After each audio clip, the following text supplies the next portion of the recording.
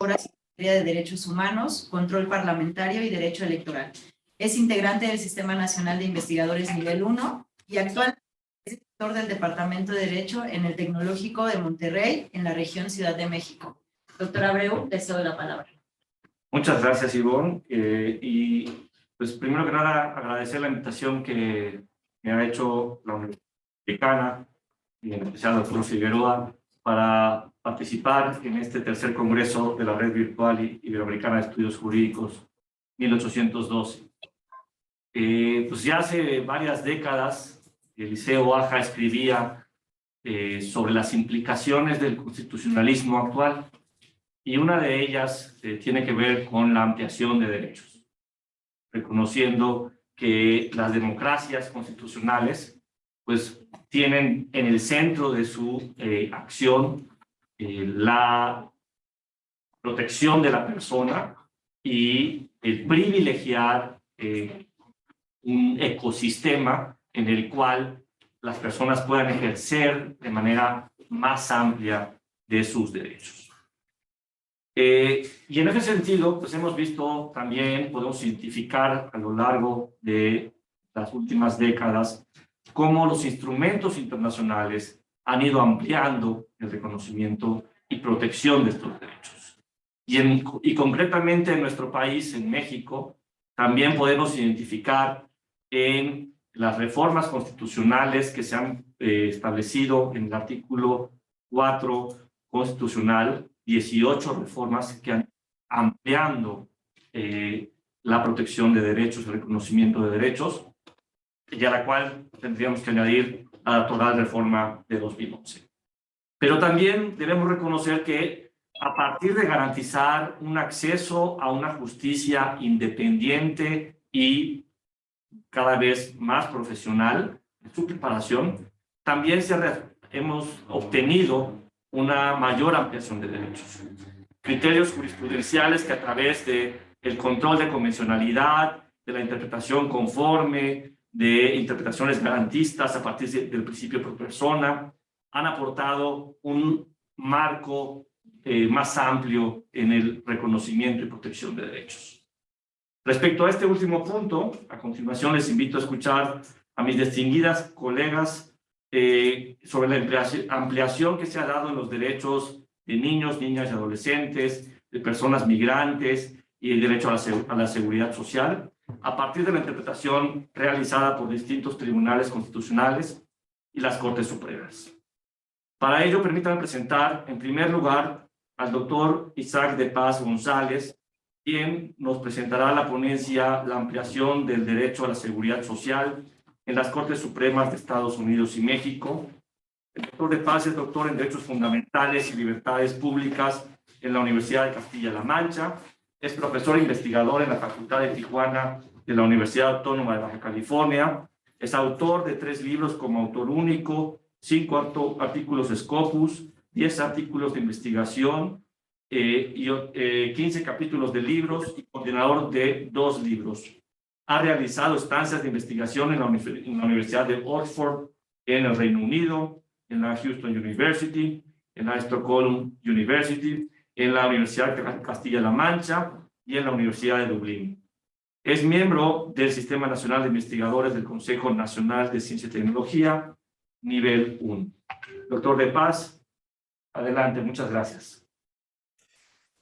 Muchísimas gracias y bueno, pues gracias a la Ibero, a la Universidad de Cádiz y al comité organizador de este importantísimo congreso, que ya es pues una serie muy definida para en este aspecto pues tocar el punto toral muy crítico con sus pros, con sus contras también de la expansión constitucional de los derechos mediante los tribunales y Cortes Supremas. Bueno, mi exposición que me permito presentar ahora, me indican si ya se ve. Creo que sí, ya se está viendo, ¿verdad? No, todavía. Bueno, a ver. A ver. Ahora sí. Ahí ya. Sí. Bueno, Voy a hablar de la ampliación del derecho a la seguridad social en las Cortes Supremas de México y de Estados Unidos. Escogí este tema porque considero que hay una brecha que debemos ir cerrando en cuanto a los estudios constitucionales comparados entre México y Estados Unidos, a pesar de la cercanía, de la vecindad y de las íntimas relaciones políticas y económicas.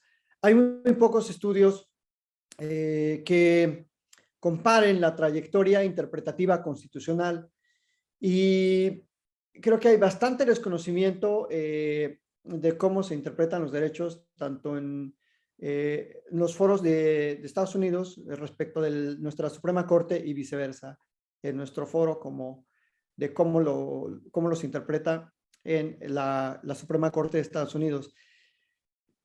Es desde luego un tema difícil porque las tradiciones constitucionales, a pesar de que pudieran parecerse por el federalismo, por la Corte Suprema, por la forma en que se eligen a los jueces, sí es muy distinta en cuanto a el análisis de la constitucionalidad que hace cada uno de estas cortes. Entonces, no escogí solamente un derecho, el derecho a la seguridad social. Todas las aseveraciones que establezca serán única y estrictamente respecto de la seguridad social, porque en particular la Suprema Corte de Estados Unidos tiene una metodología muy concreta para cada tipo de problema constitucional que se le presenta y sobre todo para cada tipo de interpretación constitucional respecto de ciertos derechos. Entonces, por principio de cuentas, diría que la seguridad social no ha sido un derecho expandido tan ampliamente en Estados Unidos como puede sí serlo en la Suprema Corte de México, y eso creo que marca una gran diferencia. Esta investigación, desde luego, es meramente exploratoria y estrictamente me referiré al derecho de la seguridad social, porque en la Suprema Corte de Estados Unidos hay muchas decisiones relativas a salud mental, a salud reproductiva, pero no necesariamente a seguridad social, bueno, como lo veremos a continuación. Uno de los casos más conocidos, más icónicos, pudiera decirse, es el caso de Frontiero versus Richardson. Es un caso ya muy viejo, y eso es también una característica de la interpretación de los derechos en Estados Unidos que no se da en un plazo breve, sino que toma mucho tiempo interpretar de manera novedosa ciertos derechos. Décadas, diría, que toma interpretar o reinterpretar un derecho. Pues era una integrante de las fuerzas navales, de las Fuerzas Armadas de Estados Unidos, y Sharon pedía el beneficio de vivienda, de seguridad social, de atención médica, de ayuda económica para ella y su marido, para su esposo Joseph. El esposo también era un ex integrante de las fuerzas, estaba como en paro, y bueno, ella pedía esa ayuda social que, de acuerdo a la ley federal a la que se acogía, tenía derecho.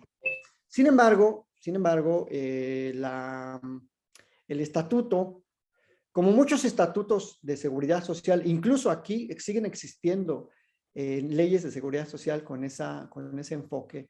Aquel estatuto federal le exigía a Sharon, bueno, a cualquier integrante mujer, que el aporte económico que ella tenía que darle a su esposo debería corresponder por lo menos a la mitad de los ingresos, en este caso de Joseph, de tal suerte que con ese requisito entonces sí pudiera considerarse que su esposo dependía económicamente de ella.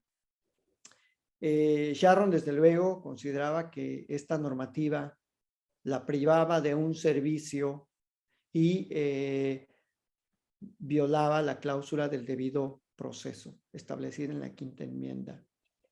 Sharon decía que, desde luego, a los integrantes varones no se les exigía ese requisito, o sea, no les exigían comprobar a sus esposas la dependencia económica, y había un trato, en ese sentido, un trato desigual y discriminatorio que evidentemente transgredía la quinta enmienda. Entonces, hasta aquí voy a hacer un paréntesis para señalar que implícitamente, pues la Corte de Estados Unidos asume la interpretación de este derecho a la seguridad social, pero explícitamente el análisis versó sobre la cláusula del debido proceso y el trato igual ante la ley, es decir, la prohibición de tratos discriminatorios ante situaciones similares. Bueno, Sharon en este sentido argumentó que los mismos beneficios disponibles para los hombres casados en servicio, hombres uniformados, deberían extenderse a las mujeres casadas, sin que se tenga que demostrar una dependencia real o una dependencia numérica, concreta. Hace un momento dije que en México siguen existiendo este tipo de leyes porque algunas leyes de seguridad social de los estados todavía exigen al hombre, por ejemplo, para la pensión por viudez, la pensión de fallecimiento, le exigen el estudio de dependencia económica respecto de su concubina. Y es una disposición claramente pues discriminatoria. Y la base es la misma, el por qué se les da un trato diferenciado en una misma situación a un hombre y a una mujer. Bueno, pero vuelvo al punto que resolvió la Suprema Corte de Estados Unidos en Frontiero versus Richardson. La cuestión constitucional era si la ley federal, aquel estatuto de las Fuerzas Armadas Navales, que exige criterios de calificación diferentes para la dependencia conyugal, militar, masculina y femenina, viola la cláusula del debido proceso de la quinta enmienda. Este es algo, digo, muy concreto de las decisiones en Estados Unidos, es que siempre hacen un planteamiento concreto de constitucionalidad. Últimamente, por lo menos de la 10ª época para acá, hemos visto que nuestra Suprema Corte también ya sigue esta metodología de poner de manera muy puntual los puntos constitucionales o las preguntas constitucionales que han de resolverse en los asuntos que le ponen a consideración, en los amparos, en las acciones o las controversias. Bueno, entonces la Corte de Estados Unidos estableció por una mayoría que sí, que las distinciones estatutarias entre los sexos a menudo tienen el efecto de relegar envidiosamente a toda clase de mujeres un estatus legal inferior, sin tener en cuenta las capacidades reales como miembros individuales, lo que equivale a una discriminación contra las mujeres, y que dicha distinción no pasa, sí, al ser sometida al escrutinio constitucional, pues no lo pasa, ya que evidentemente se viola el debido proceso de la quinta enmienda en la medida en que exigen a una mujer que demuestre la dependencia de su esposo. Situación que por supuesto no se le exige no se le exigía al integrante militar varón. Este asunto es de 1973, desde luego una corte estrictamente dominada por hombres, como todas las cortes, yo creo que del siglo XX, o la mayoría de ellas. Era muy raro ver a una mujer en la integración de las cortes. Y a pesar de tener componentes en su mayoría de discriminación y por razones de género, el resultado material era precisamente ampliar los servicios de seguridad social a aquellas personas integrantes de las Fuerzas Armadas que pedían este requisito sin tener que ser sometidas a un análisis, a un examen adicional, a esa famosa dependencia económica que adicionalmente fijan cuando se trata de mujeres que piden el beneficio para su pareja o su esposo. Bueno, ese es el asunto como más concreto de seguridad social. Hay otro asunto que pues tiene que ver un poco con la seguridad social, aunque no estrictamente en esos términos, que fue como la secuela de Roe versus Wade.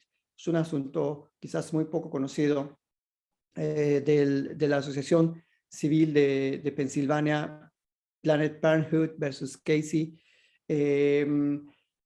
que demandaron pues la inconstitucionalidad de una ley de 1982, una ley de Pensilvania que pedía el consentimiento informado del progenitor cuando una mujer quería someterse al procedimiento, establecía un periodo de espera de 24 horas, establecía que para la minoría de edad tendría que haber un consentimiento paternal y establecía como un régimen de registro para las clínicas de Pensilvania para que dieran cuenta al Estado de Pensilvania sobre los procedimientos. La asociación quejosa, digamos, pues argumentó que básicamente esta ley hacía a un lado muy silenciosamente, pero a la vez pues muy directo el sentido del fallo de Roe versus Wade, que por cierto en la mesa pasada hablaron de la evolución de los casos en México de la salud reproductiva, y creo que pues uno de los grandes también aportes en este caso de Planned Parenthood versus Casey es el reconocer que hay parámetros que pueden ser lícitos o que pueden ser indebidos, que pueden ir más allá de lo ilícito. Este caso se diferencia de Roe versus Wade porque precisamente añaden este parámetro del requisito indebido cuando se trata de este tipo de procedimientos quirúrgicos, y también como un elemento novedoso que tiene que ver con la seguridad social y con la estabilidad familiar, fue que se declara inconstitucional ese requisito de que una mujer tendría que informarle al varón progenitor la situación para realizar el aborto. Esto se analizó desde una perspectiva del abuso doméstico, ya que desde luego, pues son decisiones que al entrar en una posible confronta, pues pueden prestarse, o por lo menos en aquel contexto de este asunto es de 1996, creo que no lo mencioné, pero la Corte analizó en el fondo la situación del abuso doméstico y se declaró inconstitucional. Esta es una Corte ya distinta en el sentido de que, bueno, ya estaba la Justice Sandra O'Connor y fue una decisión muy cerrada, 5-4, y bueno, esas son las dos únicas, digamos, decisiones que abordan de manera cercana el asunto de la seguridad social en la Corte de Estados Unidos. Hay desde luego pues algunos aspectos que más adelante amplificaré, pero también se reiteró Roe versus Wade en el sentido de que esta decisión estableció que la Corte de Estados Unidos no estaba dándole otro posicionamiento a Roe versus Wade en el sentido restrictivo, y que no se ha demostrado ningún otro indicio de precedente debilitado. La Corte dice no puede pretender estar reexaminando a Roe con ninguna justificación más allá de una posición doctrinal actual que sea parte de Roe. Esa es una base inadecuada para anular el caso anterior, porque había como la duda de qué está pasando con esta decisión, si estaba contraviniendo su propio stare decisis. La propia Corte, consciente de ello, dijo que anular la decisión central de Roe no solo alcanzaría un resultado injustificable bajo los principios del estado de decisis, sino que debilitaría seriamente la capacidad de la Corte para ejercer el poder judicial y funcionar como Corte Suprema de una nación dedicada al Estado de Derecho. En ese sentido, pues el aporte no solo de Planned Parenthood no solo fue en términos de la interpretación de la seguridad social de las mujeres, sino de la reiteración de un precedente importante, añadiendo un componente para ir sometiendo a un escrutinio mayor de constitucionalidad a los futuros casos. Bueno, y ahora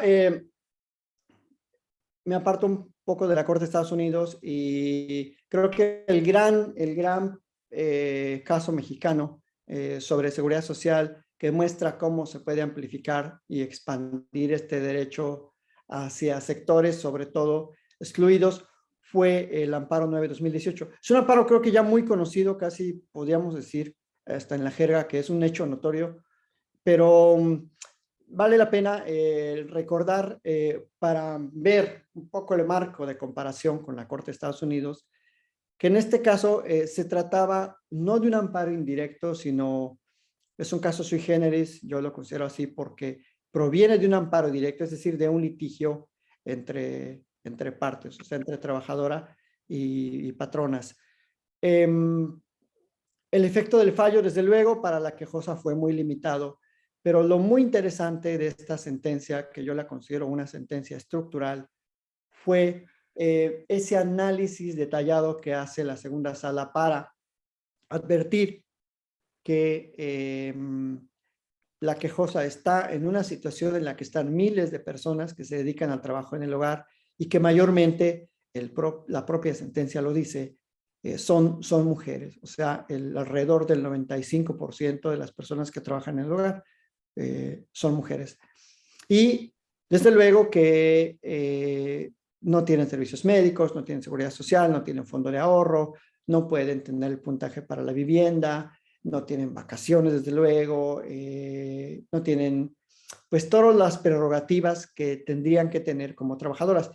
Y esa exclusión, recordemos, era una exclusión legal.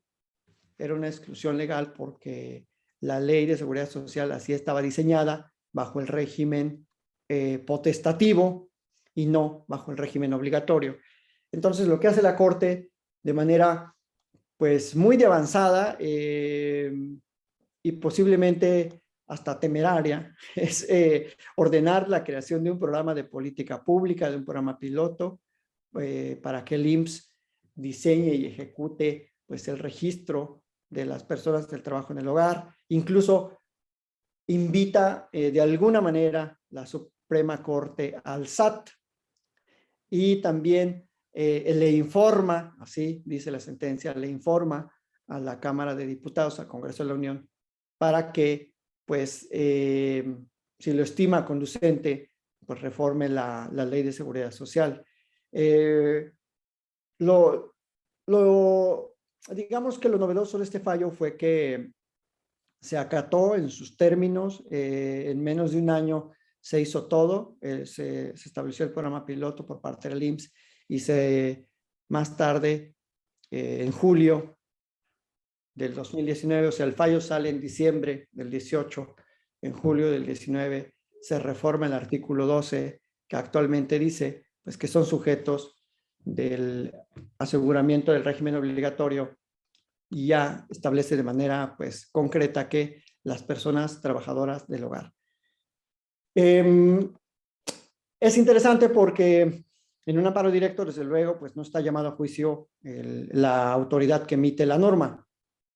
Pero pues el Congreso tuvo a bien ser consecuente con una demanda histórica, además de porque las personas que trabajan en el hogar normalmente son mujeres, normalmente son personas que no tienen una escolaridad alta, que desconocen sus derechos. Y bueno, creo que fue una sentencia que expandió los derechos en el sentido de que se ordenó la modificación, implícitamente se ordenó la modificación de una norma del Congreso.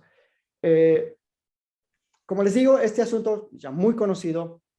Y ahora, ¿qué se identifica de las sentencias analizadas en cuanto a la Suprema Corte de Estados Unidos y la mexicana? Bueno, hay algunas semejanzas en esos casos. Responden a necesidades ambas de grupos minoritarios, grupos excluidos. Las altas cortes realizan un análisis constitucional de cuestiones normativas y también normativas, pero relacionadas con política pública.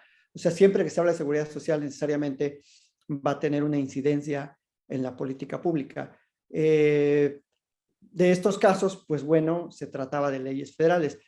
Es decir, hay, les digo, como al principio, hay una brecha también ahí para la academia para estudiar cuál es el comportamiento también de las cortes cuando se trata de leyes estatales, porque es un poco distinto desde mi punto de vista. No se atiende un stare decisis. Esto, en el caso de la mexicana, pues no teníamos esa figura. Ahora con el precedente pudiera decirse que ya existe la figura, pero la gran realidad es que las cortes, sobre todo la de Estados Unidos, dice lo que quiere cuando quiere, en resumen. Y ahora voy a poner un ejemplo más adelante de por qué dice eso. La votación, desde luego, responde a una integración del contexto histórico, es decir, las famosas alas progresivas o las famosas alas conservadoras en las cortes también tiene que ver con una época. Y ambas son fieles a su doctrina constitucional. La Suprema Corte de Estados Unidos es una doctrina muy rígida, poco cambiante, tienen que pasar como 15 o 20 años para que la Corte vuelva a tocar un asunto y posiblemente lo modifique. Y la Suprema Corte Mexicana pues siempre tiene una visión como más flexible, progresiva y con una fiel a su tradición cambiante constitucional y fiel a sus principios constitucionales. Es decir, si hay principios que le permiten expandir, expande. Y bueno, ambas analizan hasta cierto punto algunas categorías sospechosas. Esos son en lo que se parecen. ¿En qué difieren? Bueno, la Estados Unidos sí tiene una gran diferencia de método. Siempre realiza su estudio desde las enmiendas, desde las cláusulas de no discriminación, del debido proceso o de el derecho a ser protegido de manera igual ante la ley. Normalmente, la de Estados Unidos es diferente con el legislador, o sea, trata de interpretar la voluntad del legislador de manera armónica. Y se apega al stare decisis en algunos aspectos y en otros puede apartarse. Hace como una interpretación fragmentada, tal como lo vimos en Planned Parenthood versus Pensilvania. Y al no haber actualización constitucional de su Carta de Derechos o de sus propias enmiendas, pues siempre está girando en torno a las mismas cláusulas. Normalmente es la quinta, la 14ª y ya, ahí paremos de contar. A pesar de que tienen la 9ª que les da como capacidad de expandir esos derechos que no están previstos en la Constitución. Y desde luego, pues no hay una interpretación evolutiva en la Corte de Estados Unidos. Es muy difícil hallar una interpretación, una línea así de cómo ha evolucionado un derecho en la Corte de Estados Unidos. Puede ser hasta lo contrario, hay interpretaciones involutivas. Y esto lo digo, desde luego, porque la semana pasada, ya con esto voy a ir concluyendo, en United States versus Baello Madero, la Corte reitera la negativa del gobierno federal a otorgar beneficios de ayuda social por edad avanzada a personas que no pueden ver y a personas con discapacidad, por tratarse de personas de Puerto Rico. O sea, la Corte establece una categoría distintiva entre los ciudadanos y dice, los de Puerto Rico, al tener un régimen fiscal distinto, un régimen federal distinto, no pueden tener los mismos derechos que los ciudadanos residentes en Estados Unidos. Entonces, pues deja mucho que desear. Creo que va a dar mucho de qué hablar esta decisión de la semana pasada, justamente, de seguridad social, y por eso me atrevo a decir que hay una interpretación hasta involutiva de la seguridad social en Estados Unidos. No era ese mi enfoque de cuando empecé a investigar estos temas, Pero bueno, a eso lleva la investigación, uno nunca sabe a veces qué va a encontrar. En cambio, la mexicana, bueno, siempre que se trata de leyes que trastocan los derechos humanos, no es nada diferente con el legislador, al contrario, le dicta los lineamientos de cómo debe hacer la ley, incluso de política pública. O sea, en el amparo 918, al decirle, haz un programa piloto, te voy a dar 6 meses y avísale al SAT y avísale al Congreso, pues le está diciendo casi todo. O sea, no le deja margen para dónde hacerse al Estado, al resto del Estado mexicano, la Suprema Corte. Verifica omisiones, desde luego, y reivindica estos derechos de grupos excluidos.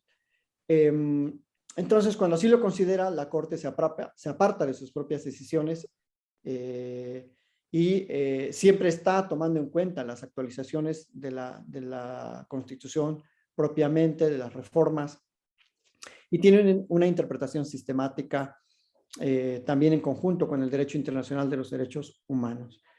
Y bueno, pues esa es el hallazgo de mi investigación, y pues le agradezco nuevamente a la Ibero, al comité organizador y a los colegas de la mesa. Pues aquí estaré pendiente para lo que sigue, para el público que tenga alguna pregunta. Muchas gracias.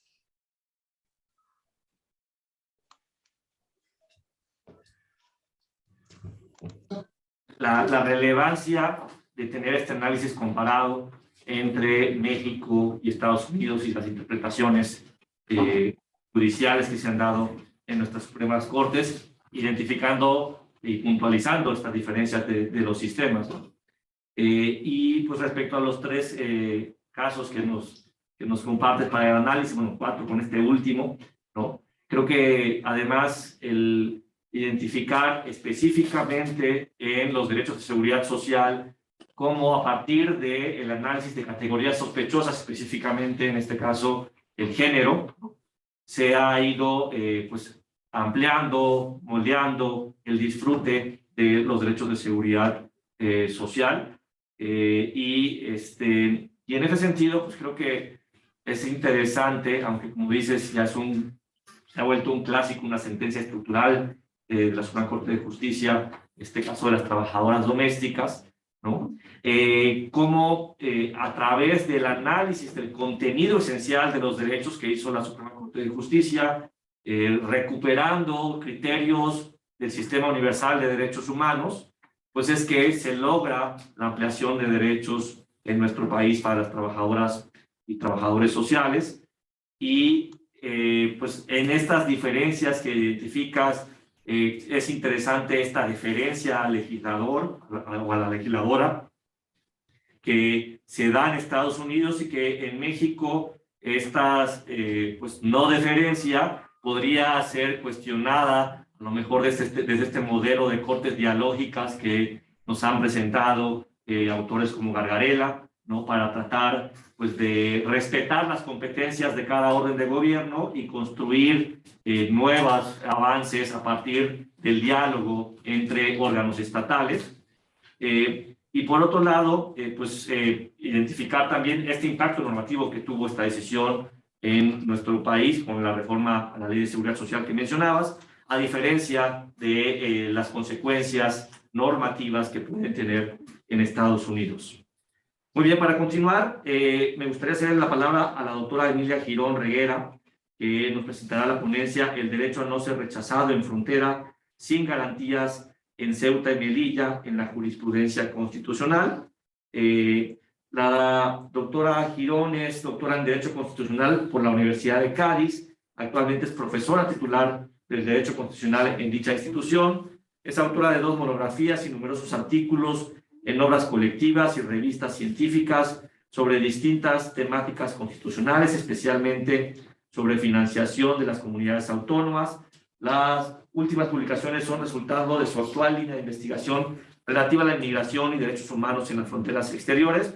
Tiene estancias de investigación en las universidades italianas de Bolonia, LUMSA en Roma, Siena y Génova, así como en las universidades colombianas del Externado, Libre y Católica.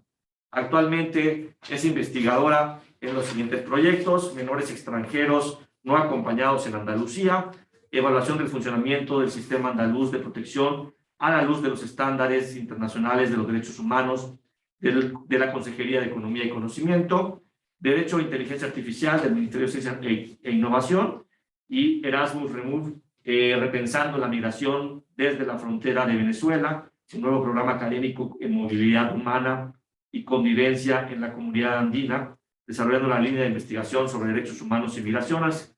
Doctora, tiene la palabra hasta por 25 minutos, por favor.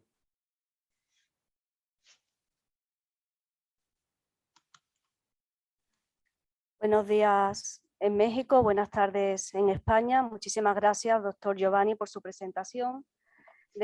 También quiero agradecer a la Universidad Iberoamericana de México, Ibero, y a la Red Interamericana de Estudios Jurídicos por la labor y la organización de este congreso que estamos, yo creo que pudiendo disfrutar en estos 2 días. Yo voy también a colocar una presentación.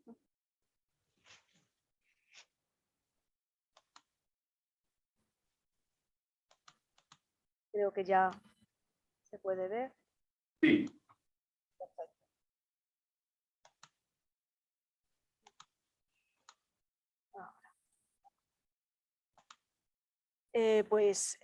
Tal como ha indicado el doctor Giovanni, mi ponencia analiza la jurisprudencia constitucional recogida en 2 sentencias del Tribunal Constitucional dictadas el año pasado, en 2021, que se pronunciaron sobre la constitucionalidad del rechazo en frontera de los inmigrantes que tratan de entrar ilegalmente en las ciudades fronterizas de Ceuta y Melilla, porque en estas 2 sentencias, sin que se haya producido un reconocimiento expreso, se ha delimitado el derecho de los migrantes a no ser rechazados sin garantías jurídicas en las fronteras exteriores.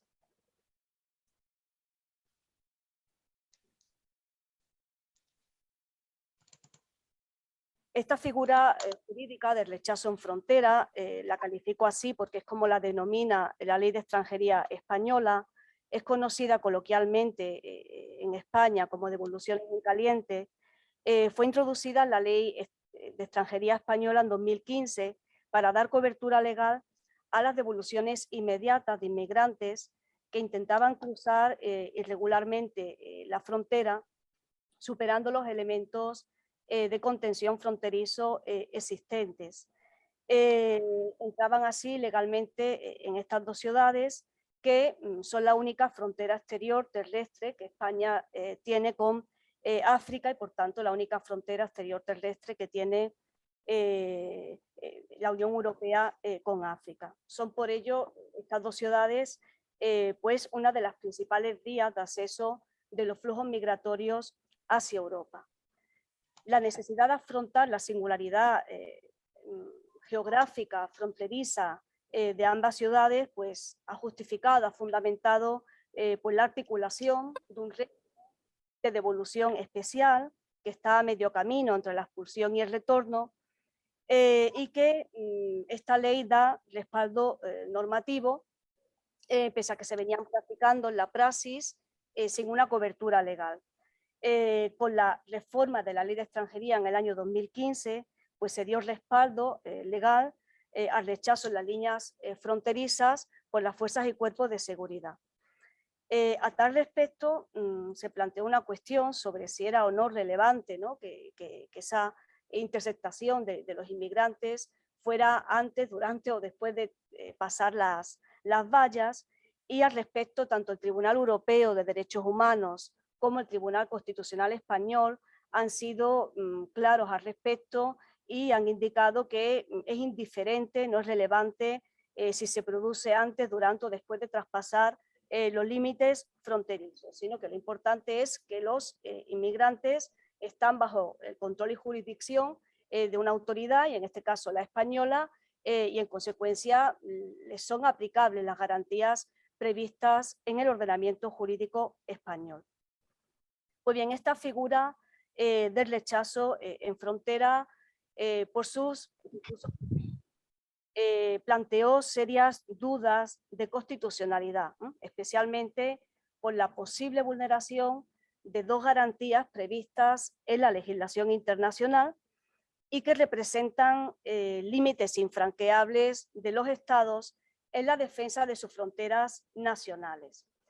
Esas dos garantías, que son límites para los estados, es, por un lado, la prohibición de expulsiones colectivas, contenida en el artículo 4 del protocolo número 4 al Convenio Europeo de Derechos Humanos, el Convenio de Roma, que prohíbe rechazos automáticos de inmigrantes, sin que hayan sido identificados y sin que se haya examinado sus circunstancias personales. Y la segunda garantía complementaria a la prohibición de expulsiones colectivas es el principio de no devolución, fundamental en el derecho migratorio, y que obliga a los estados a garantizar a todas las personas que alcancen sus fronteras la posibilidad de solicitar asilo, ¿no? De forma que no puedan ser devueltas al país de origen o al país de procedencia cuando allí su vida o su integridad física corran peligro. Todo ello pone de relieve pues, que esta figura jurídica de rechazo en frontera pues, es manifestación de un problema aún más amplio, de un problema mayúsculo que afrontan muchos estados nacionales fronterizos, entre ellos México, que es la inmigración y los derechos humanos en las fronteras exteriores. Es un dilema de no fácil solución, porque obviamente aquí nos encontramos que hay que conciliar, por un lado, el derecho soberano de los estados a gestionar sus fronteras exteriores y, por otro lado, el obligado respeto de los derechos humanos. A tal respecto, sobre esta cuestión, pues finalmente se tuvo que pronunciar el Tribunal Constitucional Español, porque esa disposición introducida en la Ley de Extranjería fue recurrida ante el Tribunal Constitucional, y el Tribunal Constitucional Español en dos sentencias, la 172/2020 de 19 de noviembre y posteriormente la sentencia 13/2021 de 28 de enero, que reproduce lo que la sentencia 172/2020, ha avalado finalmente la constitucionalidad de las devoluciones sumarias el año pasado, sustentándose a su vez para ello en una sentencia previa de la Gran Sala del Tribunal Europeo de Derechos Humanos, la sentencia ND&NT contra España, de 13 de febrero de 2020, y esta sentencia del Tribunal Europeo de Derechos Humanos ha sido muy importante porque ha sido usada a su vez por el Tribunal Constitucional Español como canon para la interpretación del régimen especial de devolución utilizado en Ceuta y Melilla. El Tribunal Europeo de Derechos Humanos, en esta sentencia que ha sido muy comentada, ha dado luz verde o dio luz verde a las devoluciones inmediatas de quienes voluntariamente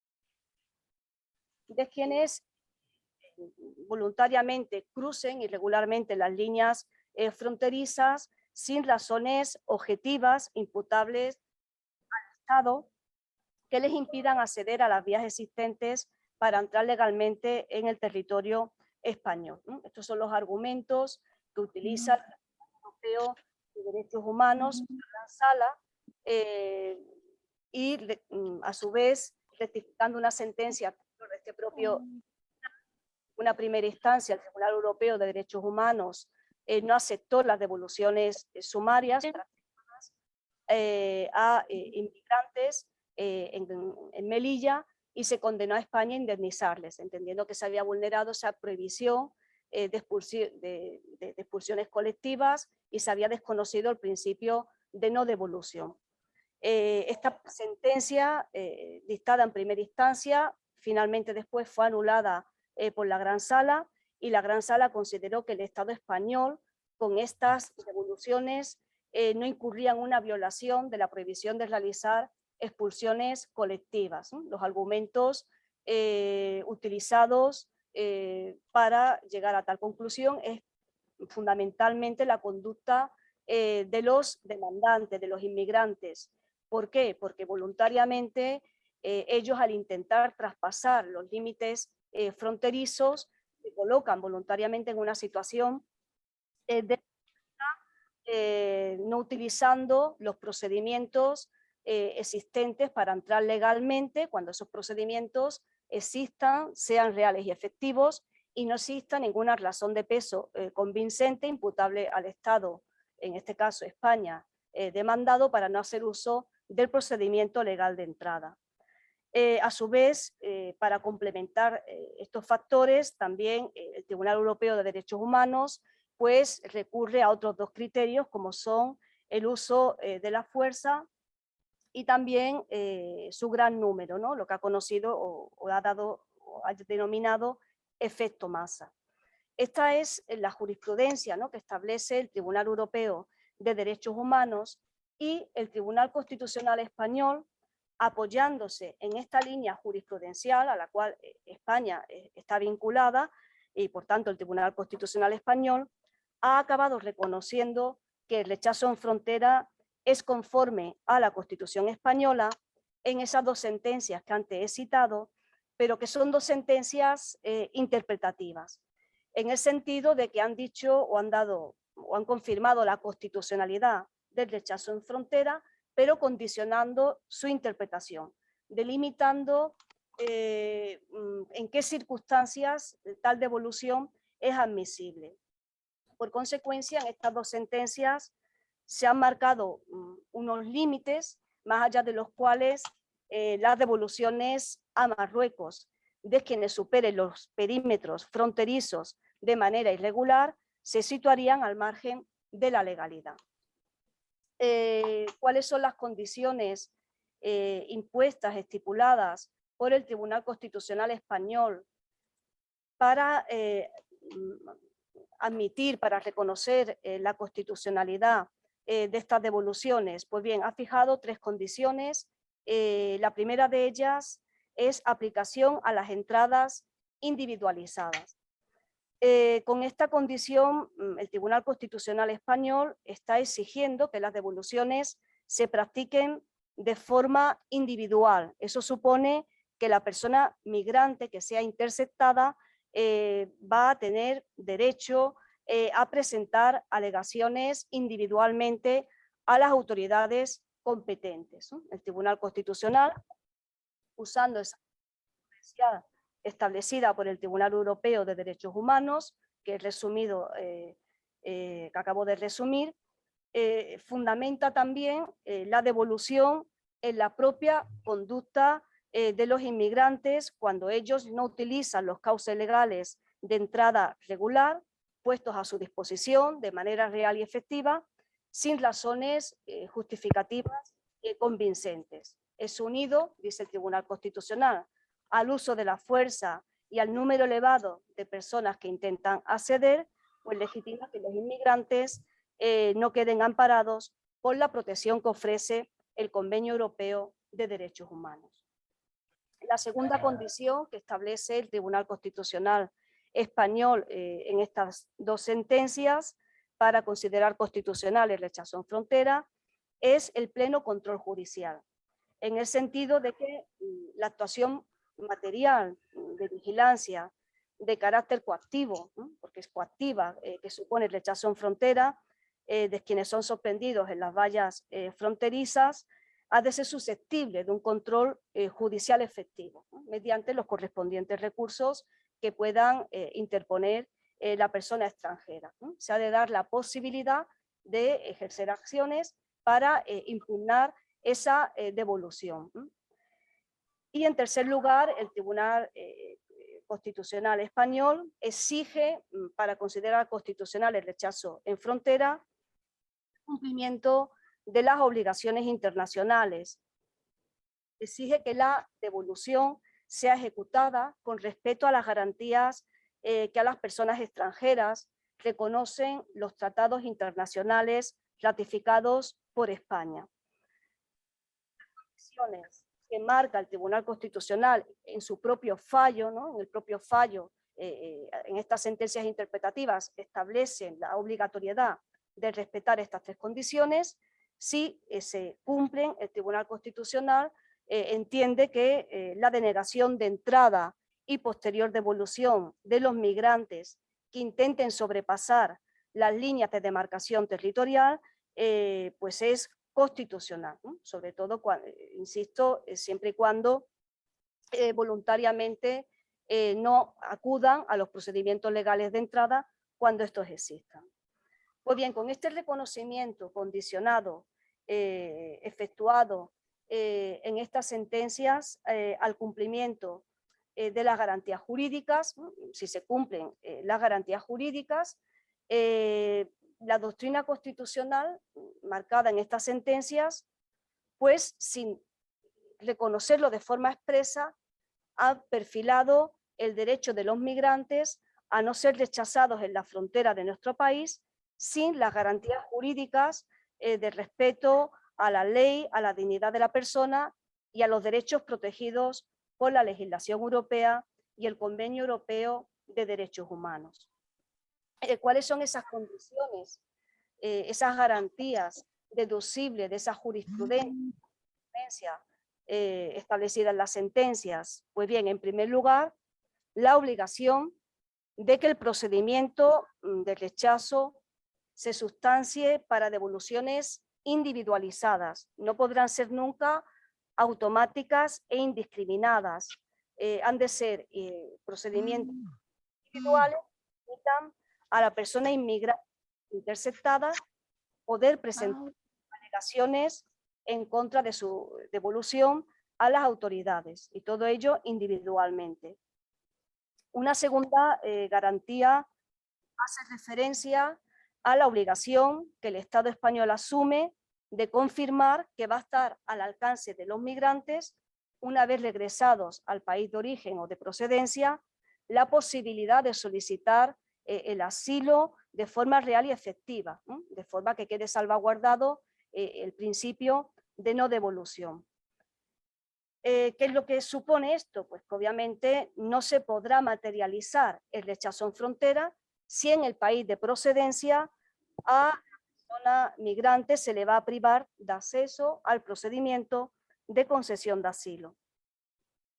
Una tercera garantía deducible de la jurisprudencia es la obligatoriedad de garantizar adecuadas condiciones de recepción, ¿no? Incluida la asistencia sanitaria y además durante obviamente el tiempo, ¿no? que sea requerido para tramitar el rechazo.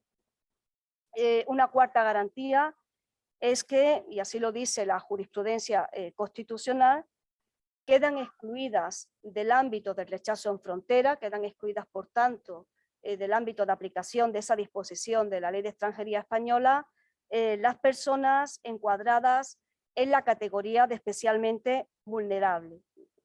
Nos referimos pues a los menores de edad, sobre todo cuando no se encuentran acompañados de sus familiares, embarazadas e inmigrantes afectados por serios motivos de incapacidad, entre los que se incluyen la causada por una edad avanzada.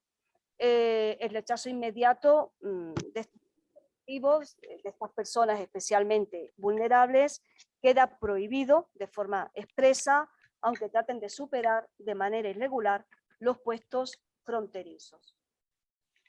Una quinta garantía conectada al derecho a la tutela judicial efectiva es que el procedimiento debe ser tramitado con la mayor brevedad posible y, eso sí, con asistencia jurídica e intérprete, que les ayuden a entender las razones de esa decisión de devolver de forma inmediata, pero también de los recursos a su disposición, especialmente la vía a seguir para formular la petición. Y por último, última garantía que se ha de respetar obligatoriamente, se deduce la necesariedad de formalizar por escrito el rechazo, de que este se refleje en un documento oficial, porque sería la única forma de garantizar la impugnación y disuadir de posibles decisiones arbitrarias que generen indefensión a los inmigrantes. La salida del país mediante una resolución oral pues haría inoperante esa exigencia establecida por el Tribunal Constitucional Español de pleno control judicial, formulada por nuestro alto tribunal. Quizás más cuestionable es la posibilidad de conferir ese efecto suspensivos a un posible recurso, porque no está previsto expresamente y porque en el caso de que así fuera, pues el rechazo en frontera pues nunca llegaría a producirse.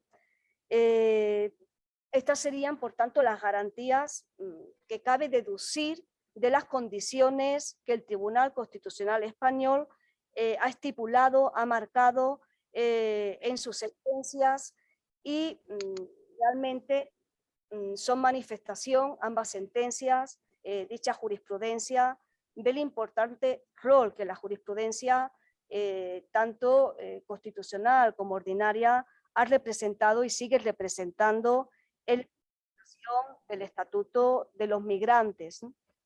En este caso concreto, al fijarse límites para admitir la constitucionalidad del rechazo en frontera, se ha configurado pues, un derecho a no ser rechazado sin respeto a unas garantías que están destinadas a dispensar un trato digno a toda persona que traspasa las fronteras ilegalmente, pero lo hace huyendo de conflictos bélicos o de la endémica situación de pobreza que asola a sus países. Por mi parte, nada más. Muchísimas gracias por su atención. He intentado ajustarme al tiempo, pero queda abierta a todas las cuestiones o dudas que puedan plantearse por los oyentes. Muchísimas gracias.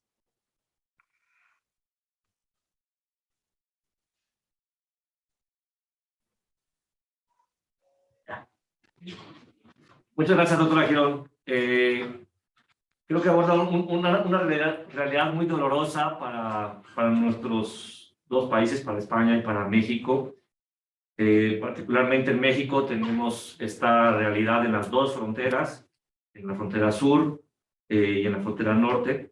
Y esta temática es además de particular relevancia para la Universidad Iberoamericana, que pues, ha fijado como una de sus clínicas jurídicas la clínica de asilo y para refugiados, ¿no? Y en ese sentido, creo que esta disyuntiva que nos presenta a partir del caso español, y nada más para ubicar un poco a quienes nos escuchan de América Latina, Ceuta y Melilla son ciudades españolas que se encuentran en el territorio africano al norte de Marruecos.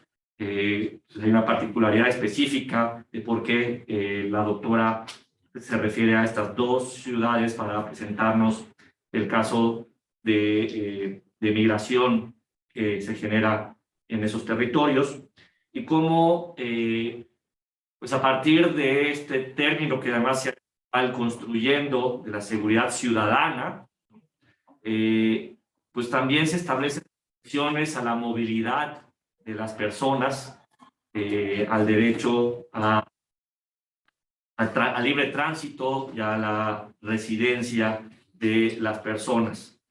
Problemáticas que pues, a lo largo de los años también se han materializado en expulsiones colectivas que están prohibidas por el derecho internacional, ¿no?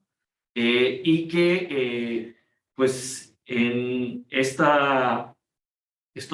caso que nos presenta la doctora Girón, pues en principio podríamos cuestionarnos si estamos hablando de una ampliación de derechos, ¿no? Pero con el análisis que nos presenta la doctora Girón, pues vemos que estas resoluciones lo que han afianzado es una regularización del disfrute de derechos para evitar una mayor arbitrariedad de las autoridades, y a partir de estas garantías mínimas que nos está compartiendo al final de su exposición, en las que se establece que cuando una persona pues va a ser rechazada, le va a rechazar el ingreso a un nuevo país, estos rechazos tienen que ser de manera individual, deben de salvaguardar después del rechazo el derecho al asilo, debe de establecerse condiciones dignas en los espacios de recepción y en los trámites de recepción, Hay una especial consideración para personas que pertenecen a grupos en situación de vulnerabilidad. Se debe velar por la asistencia jurídica y por la asistencia de un intérprete. Y finalmente, formalidades como que deba de esta decisión pues, otorgarse por escrito, también cuidando un debido proceso y futuras actuaciones que puedan presentarse. Seguramente habrán varios comentarios y preguntas para usted en unos minutos más. Y pues me gustaría cederle el uso de la palabra a nuestro anfitrión, al doctor Ricardo Ortega Soriano, quien nos compartirá su ponencia titulada La expansión de derechos de niñas, niños y adolescentes en México a partir de la mirada judicial. El doctor Ortega Soriano es egresado de la Facultad de Derecho de la UNAM, doctor y maestro en Derecho por la División de Estudios de Posgrados de la propia Facultad de Derecho de la UNAM. Ha realizado una estancia de investigación sobre estudios avanzados en la Unión Europea y Derechos Humanos en la Universidad de Alcalá de Henares en España. Es director del Departamento de Derecho de la Universidad Iberoamericana Ciudad de México. Ha participado como autor o coautor en 9 obras. Ha escrito 21 capítulos del libro, 7 artículos, además de haber coordinado 10 publicaciones. Sus líneas de investigación se relacionan con el derecho internacional de los derechos humanos y grupos históricamente excluidos o desaventajados, con especial énfasis en niñas, niños y adolescentes, así como nuevas formas de enseñanza del derecho. Es parte del Sistema Nacional de Investigadores del CONACYT con el nivel 1. Doctor, haciendo el tiempo hasta por 25 minutos. Muchas gracias, Pablo. Bueno, pues muy buenos días a todas y todos. ¿Se escucha bien en internet? Me imagino que sí, ¿no? Pues en primer lugar, quisiera agradecer pues, a las instituciones que generosamente se han sumado a este congreso. El día de ayer hacíamos un reconocimiento amplio, ¿no?, a las diferentes instancias que han participado aquí, particularmente a la red 1812. Y en el caso particular de la Universidad Iberoamericana, quisiera extender un importante agradecimiento por todo el esfuerzo al doctor Giovanni Figueroa, desde luego a todo el equipo logístico que ha apoyado en la realización de este congreso, aquí en España, en la Universidad de Cádiz, y pues a todas y todos ustedes que están presentes, tanto de manera virtual como de manera presencial aquí en la Universidad Iberoamericana. Me da muchísimo gusto compartir esta mesa con tan distinguidos ponentes y con la moderación de nuestro colega Pablo Abreu, con quien tenemos un historial de colaboración muy amplio y que esperamos seguir manteniendo. Muchísimas gracias, Pablo. Y con Ivonne, que nos hizo favor de hacer la presentación de nuestro Ivonne Roldán. Bueno, pues yo un poco me quiero referir a la expansión de derechos de niñas, niños y adolescentes en México a partir de la mirada judicial. Es el nombre que le di a la ponencia que presenté para este congreso por invitación de la Red 1812 y particularmente nuestro colega doctor Iván Figueroa. Y no voy a leer la ponencia porque creo que eso además podría ser particularmente aburrido para quienes nos escuchan, pero sí voy a tratar de esclarecer y plantear algunos de los ejes sobre los que está construida. Hice una pequeña presentación que de alguna manera nos va a dar una suerte de elementos clave que voy a tratar de tomar a lo largo de la charla y pues un poco explicarles cuál es la estructura que voy a plantear, ¿no? En primer lugar, voy a referirme de manera muy genérica a cuál ha sido la evolución sobre el reconocimiento de derechos de niñas, niños y adolescentes en México, ¿no?, a partir de lo que ha ocurrido en el escenario internacional. Y en un segundo momento voy a tratar de exponer 2 ejemplos que nos ayudan a entender cómo es que la Corte Suprema, la Suprema Corte de Justicia en México, ha ido ampliando y recaracterizando los derechos de las niñas y los niños, ¿no? Entonces, lo primero que quiero poner sobre la mesa es 2 cosas. 1, la situación de las niñas, niños y adolescentes ha tenido particularmente en el derecho un estatus complejo. Yo diría que provenimos de una tradición fundamentalmente de carácter tutelar, donde las niñas y los niños han sido vistos históricamente como objetos de protección y no sujetos de derechos. En el contexto mexicano, pues, es muy fácil entender esta noción en la medida de que, pues, bastante de los desarrollos, por ejemplo, del derecho civil, suelen negar la caracterización de agencia a las niñas y los niños. Se suele decir que las niñas y los niños tienen capacidad de goce, pero no tienen capacidad de ejercicio. La verdad es que yo no sé, honestamente no sé a quiénes de quienes están en este auditorio, nos siguen en redes, les parecería una buena idea que les dijeran, pues mire, usted tiene todos estos derechos, puede gozarlos, pero le tengo una mala noticia. No puede ejercerlos por sí mismas, por sí mismos. Esto es algo que ha sucedido históricamente con los niños. Las niñas, niños y adolescentes han tenido un estatuto jurídico que históricamente ha restringido sus condiciones de autonomía y que ha estado de la mano de un enfoque abierta y estrictamente de carácter tutelar, donde las niñas y los niños no tienen autonomía y no son capaces de participar de manera amplia en los procesos en los que se inscriben. Quiero decirles que un momento clave para la ruptura de este enfoque de carácter tutelar fue el año 1989, cuando se aprobó la Convención sobre los Derechos del Niño. Esta convención instauró o inauguró algo que se conoce como el paradigma de protección integral o paradigma de derechos a favor de las niñas, niños y adolescentes. Este nuevo enfoque, establecido en 1989 en la Convención sobre Derechos del Niño, desgraciadamente, y hay que decirlo también así, no ha permeado de manera clara en la legislación del Estado, ¿no?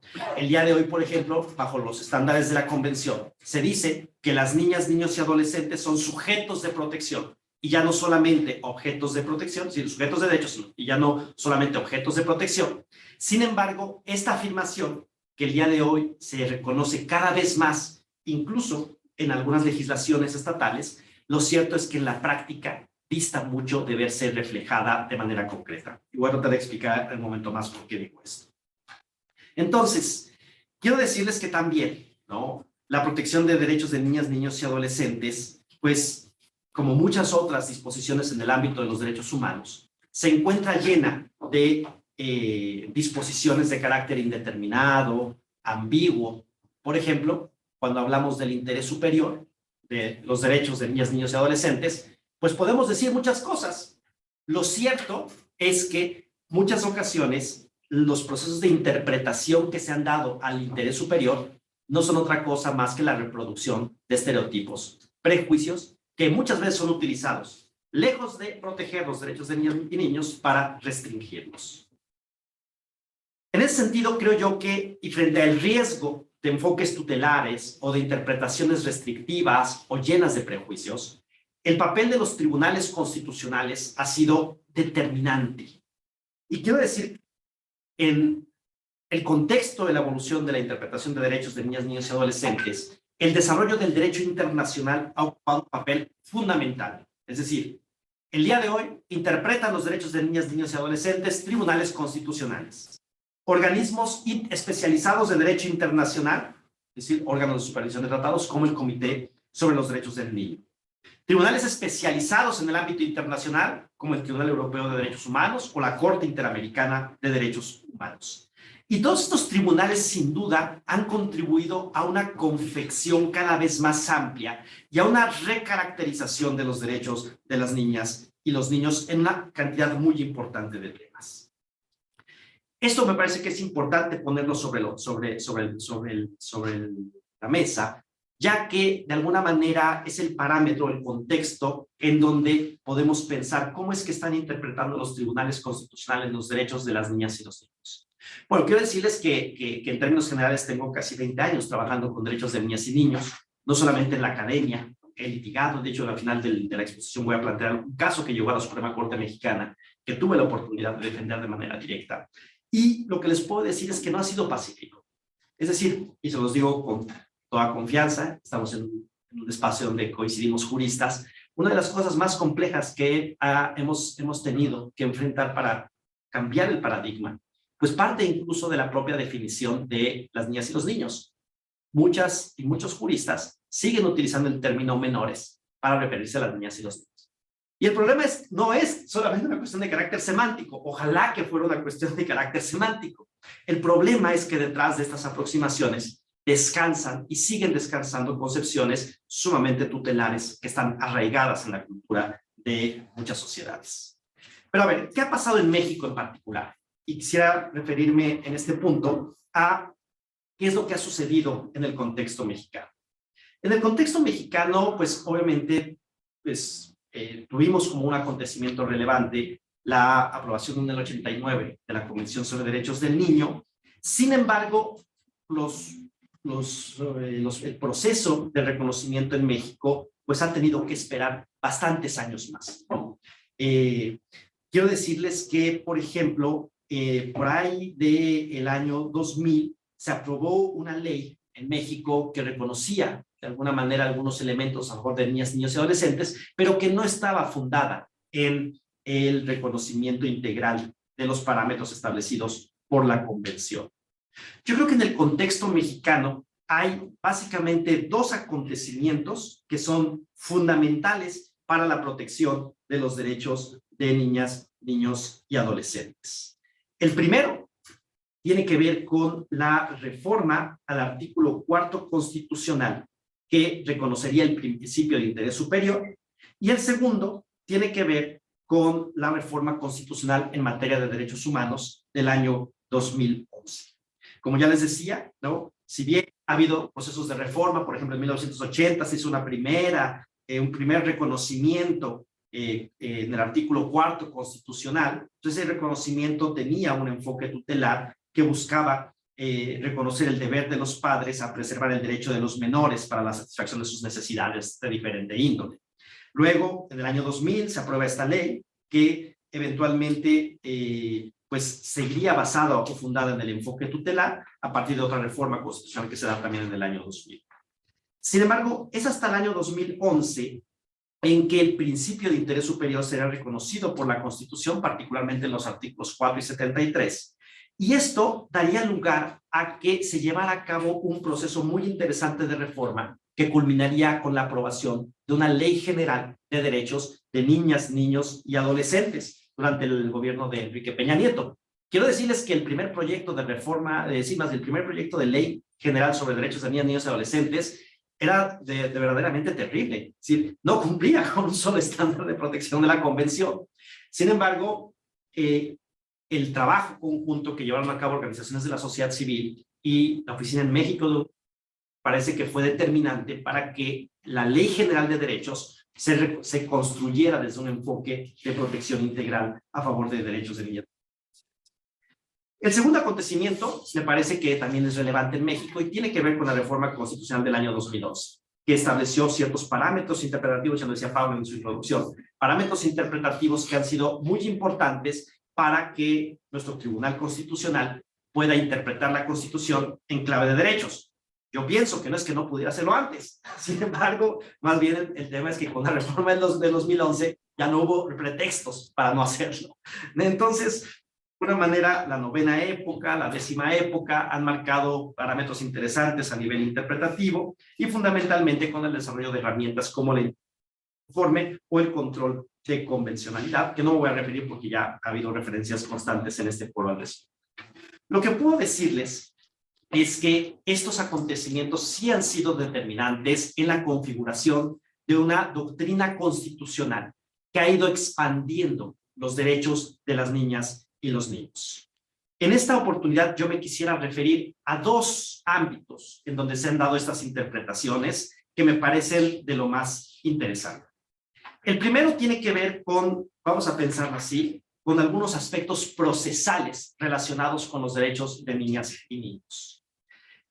Fíjense que esto es muy interesante porque, si ustedes se dan cuenta, durante muchos años, y sobre todo provenientes del derecho civil, se han planteado algunas instituciones de representación jurídica a favor de las niñas y los niños. Me parece que todas y todos conocemos, por ejemplo, figuras como la patria potestad o la tutela.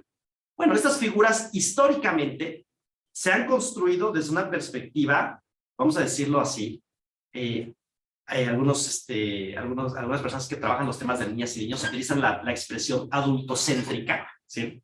para referirse a que son instituciones que se han pensado siempre desde la perspectiva de las personas adultas. Es decir, no son figuras pensadas como mecanismos de reconocimiento de derechos a favor de las niñas y los niños, sino son figuras que se suelen pensar desde la óptica de las personas adultas. De tal manera que, por ejemplo, cuando uno va a un juicio de divorcio o cuando va uno a un juicio de alimentos, es común que cuando hay una disputa entre padres, madres, ¿no?, en relación con la situación de las niñas y los niños, pues muchas veces la discusión es quién tiene la patria potestad, ¿no? Es como si se disputaran el título de propiedad de las niñas y los niños. ¿Quién es el dueño de las niñas y los niños? ¿No? Básicamente. Y esto me parece que es terrible, ¿no? Porque seguimos, es decir, la historia de las figuras de representación jurídica pues se ha sustentado básicamente en esta concepción, en donde lo relevante pues, son los derechos de las personas adultas, dejando en segundo término que, pues al final del día, tienen que ver con la participación de un ser humano, que es, en este caso, menor de edad, ¿no? Pero bueno, me parece que entonces la Suprema Corte de Justicia se ha acercado ya en algunas ocasiones al tema de la representación jurídica a partir de la Ley General. La Ley General de Derechos reconoció fórmulas de representación de niñas, niños y adolescentes, pero desde una lógica diferente. Es decir, pensar las fórmulas de representación jurídica no como derechos de las personas adultas, sino como derechos de niñas, niños y adolescentes. Ahora me voy a referir un poco a qué se refiere esto. ¿Qué es lo que hace la Suprema Corte en este caso? Me quiero referir a dos asuntos donde la Corte me parece que pone sobre la mesa esto que trato de explicar. Uno es el amparo directo en revisión 5833 de 2019. Y este caso va a llegar a la Suprema Corte a partir de una demanda de amparo firmada a nombre de una niña, ¿sí? Por propio derecho. La niña firma la demanda de amparo de forma directa. Sin embargo, esto es muy interesante, ¿no? Porque la demanda de amparo se presenta contra una sentencia de apelación que no había sido informada a la niña. Es decir, solamente se había notificado a quienes tenían la representación legal de la niña. De tal manera que en esa sentencia se absolvía al padre de perder la patria potestad respecto de ella, se le establecía un régimen de visitas y se le condenaba al pago de una pensión alimentaria. La demanda de amparo de la niña controvertía la resolución dictada por el Tribunal de Apelación. En este caso, el Tribunal Colegiado había sobreseído el juicio de amparo por no haberse interpuesto dentro del plazo legal. Es decir, la niña se enteró después de que venció el plazo y obviamente al vencerse el plazo dijo, pues tú te enteraste después. Es decir, las autoridades notificaron a tu representante y por lo tanto tú presentaste de forma extemporánea tu demanda. Es muy interesante lo que hizo la Suprema Corte porque el Tribunal Colegiado había señalado que la notificación no podía realizarse personalmente a la niña, que era la representada, debido a que de acuerdo con el sistema jurídico mexicano, los menores de edad carecen de capacidad de ejercicio, por lo que la notificación no podía surtir efectos legales. Y que en este caso además no procedía a la suplencia de la queja, ni se podían soslayar cuestiones de procedencia. En pocas palabras, la niña había perdido el derecho a presentar su demanda de amparo. El recurso de revisión del cual conoce la Suprema Corte de Justicia fue igualmente firmado por la niña, quejosa por propio derecho, donde expuso que tanto su representante legal como su madre habían omitido informarle sobre la resolución. Y el mismo día que se enteró interpuso el amparo, ¿no? Este asunto me parece que es muy interesante en la medida que plantea, ¿no?, el reconocimiento de la agencia de la propia niña al margen de las actuaciones que pudo haber llevado a cabo sus representantes legales. La Suprema Corte Mexicana consideró que los agravios hechos valer por la niña quejosa eran fundados y revocó la sentencia de amparo recurrida, basado en los derechos de representación legal en procedimientos administrativos y judiciales, el derecho de participación de las niñas y los niños y como resultado de una reinterpretación del artículo 8 de la Ley de Amparo que reconoce los casos donde se puede o no representar a una niña, niño o adolescente. Como parte de del desarrollo de la Suprema Corte en este caso, es muy interesante que se haya reconocido la figura de la representación legal como una institución jurídica fundamental para la adecuada defensa de sus derechos, vinculado con el derecho que tiene cualquier persona menor de edad a la tutela judicial efectiva. Y la Corte dijo que quien funja como representante legal de una niña o niño debe actuar con perspectiva de derechos de la infancia que busquen una protección integral de derechos. De la misma forma, reconoció que la representación jurídica de niñas y niños debe cumplir con los principios de especialidad, independencia y proporcionalidad. Esto es interesante en términos de que es un precedente que de alguna manera cuestiona el papel de la representación jurídica que tienen las personas adultas en relación con los niños. Ahora, creo que es muy interesante, ¿no?, que aún la sentencia de la Corte tiene algunas ambivalencias respecto a si la figura de representación debe construirse o no desde una perspectiva de derechos a favor de las niñas y los niños o desde una perspectiva tutelar. Sin embargo, creo que la Corte empezó a dar pasos interesantes para desmontar estas concepciones tradicionales de la patria potestad y la tutela. ¿Qué quiero decir con todo esto? De acuerdo con la Convención sobre Derechos del Niño, las figuras de representación jurídica, más que derechos de las personas adultas, tendrían que ser vistas desde la perspectiva de las niñas y los niños. Es decir, la persona que representa o me representa como niña o niño no es alguien que ejerza un derecho independiente a mí, sino que es un vehículo para que yo pueda ejercer mis derechos. De tal manera que la representación jurídica de niñas y niños se convierte en un mecanismo, un derecho llave que permite a las niñas y los niños ejercer sus derechos de participación en los ámbitos administrativo y judicial. Fíjense que esto es también muy interesante porque me parece que a lo largo de la historia la representación de las niñas y los niños ha estado completamente desdibujada y fundamentalmente se han dejado detrás o debajo sus propios intereses sobre los derechos de las personas adultas. El segundo caso al que me quisiera referir es el amparo en revisión 1775/2018, donde se revisó la constitucionalidad de una figura que se incorporó en la nueva ley llamada representación en suplencia. Fíjense que eso es muy interesante, lo voy a tratar de explicar de manera muy breve.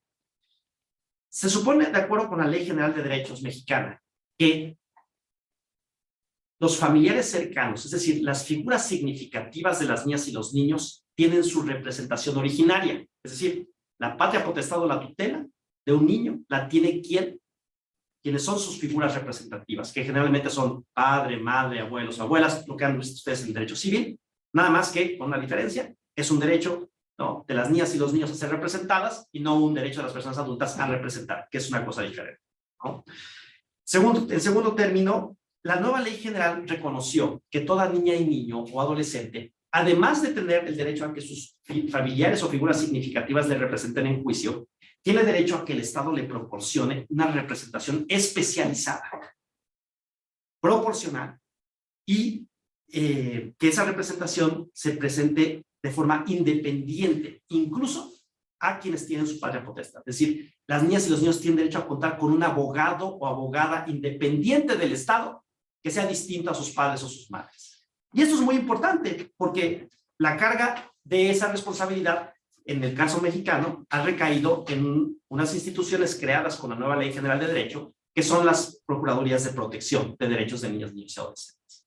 Estas Procuradurías de Protección fungen como los abogados o las abogadas de las niñas y los niños. Es decir, actúan buscando la protección de su interés superior, incluso cuando los argumentos de la Procuraduría de Protección vayan en contra de los argumentos que expresen sus figuras representativas. Es decir, así como todas y todos quienes somos mayores de edad tenemos derecho a tener un abogado independiente, las niñas y los niños también. Pero además es muy interesante porque las Procuradurías de Protección se componen por equipos multidisciplinarios. Es decir, no solamente participa un abogado o un abogado, sino que participa un personal que es especializado en diferentes ámbitos. Un médico, una psicóloga o psicólogo, un trabajador o trabajadora social y un abogado. Ese equipo interdisciplinario tiene que llevar a cabo un diagnóstico de necesidades de las niñas y los niños para que entonces la Procuraduría pueda pronunciarse en un juicio. La ley me parece que establece un mecanismo muy interesante, ¿no? La Comisión Interamericana de Derechos Humanos ha hecho una evaluación sobre los sistemas nacionales de protección a favor de niñas y niños y ha reconocido, por ejemplo, la importancia de que existan mecanismos de este tipo, de corte interdisciplinario. Desgraciadamente en México la ley lo que los plantea de una manera muy interesante, pero en la práctica estamos muy lejos de que operen como deberían operar, ¿no? Sin embargo, bueno, el estándar es ese. Todo esto lo digo para reconocer que la Suprema Corte en ese caso reconoció que, por ejemplo, hay una figura de representación en suplencia, que quiere decir que cuando no existan personas que ejerzan la representación originaria, es decir, que la persona, por ejemplo, no tiene familiares, entonces el Estado puede ejercer la representación en suplencia, ¿no? Y hay casos donde se ha tratado, por ejemplo, cuando hay conflictos entre padre y madre, dice, es que el papá se está peleando con la mamá en juicio, no le podemos mantener la representación originaria. Ha habido casos donde se intenta quitar esa representación originaria por lo conflictiva familiar. Entonces, la Suprema Corte dijo que, básicamente en ese amparo, que una controversia entre los padres no es una razón suficiente para que el Estado asuma la representación en suplencia, porque se estaría privando a las niñas y los niños de su representación originaria. Solamente se justifica la representación en suplencia cuando hay circunstancias manifiestas que justifican que nadie puede ejercer la representación originaria, ¿no? Pero un conflicto entre adultos pues, no puede generar automáticamente la pérdida de la representación originaria. Como me quedan 7 minutos, me quisiera referir a un segundo ámbito. Bueno, fíjense cómo es muy interesante lo que está pasando en términos de representación legal. Y eso nos va a obligar a tener que cambiar y repensar nuestros libros de derecho civil, nuestros libros de derecho familiar, nuestras reglas de derecho procesal en el ámbito familiar. Y pues yo creo que el derecho familiar cada vez se escribe más en las sentencias de la Corte que en los códigos civiles o procesales, ¿no? Entonces es una primera aproximación. Un segundo tema al que me quisiera referir en la caracterización de derechos tiene que ver con algo que se conoce y que se ha desarrollado a nivel interpretativo por los tribunales constitucionales. Y se llama, en términos finales voy a llamarla así, justicia adaptada. Child-friendly justice, ¿no? Justicia adaptada. ¿Qué es la justicia adaptada?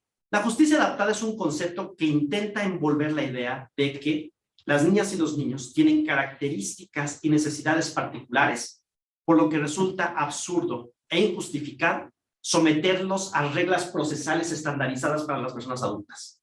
Pongo 2 ejemplos y con eso termino. Primer ejemplo. Yo me acuerdo que alguna vez, ¿no?, cuando tuve que defender un caso en una agencia del Ministerio Público, hace muchos años, un agente del Ministerio Público quería entrevistar a una niña o un niño. Y entonces, pues una de las primeras cosas que empezamos a pedir era, es que usted no lo puede entrevistar así. Tiene que tomar en cuenta condiciones, el lugar donde va a entrevistar, y además sería mejor que lo pudiera hacer una persona especializada. Yo me acuerdo que hace más de 20 años que se planteaba o que planteábamos esto, pues los agentes del Ministerio Público se reían de uno, decían, ay, pues usted abogado no sabe derecho, ¿no? Usted sabe cómo son las cosas, cuál es el procedimiento, no se puede variar.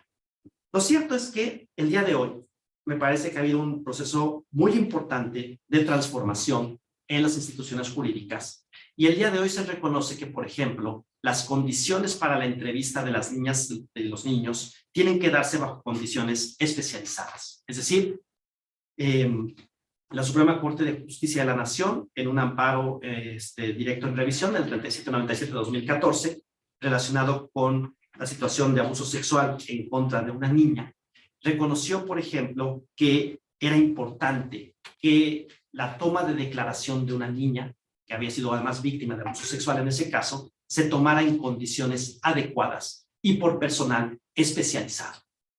Una cosa que yo suelo decir cuando acudo a trabajar con funcionarias y funcionarios del Estado sobre niñas y niños es, mire usted, yo tengo casi 20 años litigando temas de niñas y niños y yo no entrevisto a las niñas y los niños. No los entrevisto porque no sé cómo hacerlo, porque yo estudié Derecho y tengo muy pocas habilidades y formación en términos de psicología. Entonces, siempre será mejor que una persona especialista en testimonio infantil pueda llevar a cabo intervenciones apropiadas. De hecho, si ustedes se fijan, la Corte Interamericana de Derechos Humanos, en un caso muy famoso contra Nicaragua, el caso BRP y BPF, reconoció estándares que están justamente en esta sintonía. La intervención y la toma de declaración infantil tiene que hacerse con base en las características particulares de las niñas y los niños. Ustedes saben que las niñas y los niños tienen una estructura de pensamiento diferente a la de las personas adultas. Esto se conoce como el proceso de desarrollo cognitivo. De tal manera que cuando ustedes escuchan cómo hablan las niñas y los niños, se darán cuenta que su estructura de pensamiento es diferente a la que tenemos las personas. De tal manera que la intervención que se haga, por ejemplo, cuando una niña o niño participa en juicio, es fundamental que esa intervención se lleve a cabo por personal especializado. Muchas veces las personas adultas tendemos a intervenir preguntando, porque así nos comunicamos las personas adultas. Cuando queremos saber algo, pues le preguntamos a alguien qué es lo que queremos saber. En el caso de las niñas y los niños, las psicólogas especializadas te dicen, por ejemplo, que hay que utilizar metodologías apropiadas. Por ejemplo, propiciar la narrativa libre de las niñas y los niños.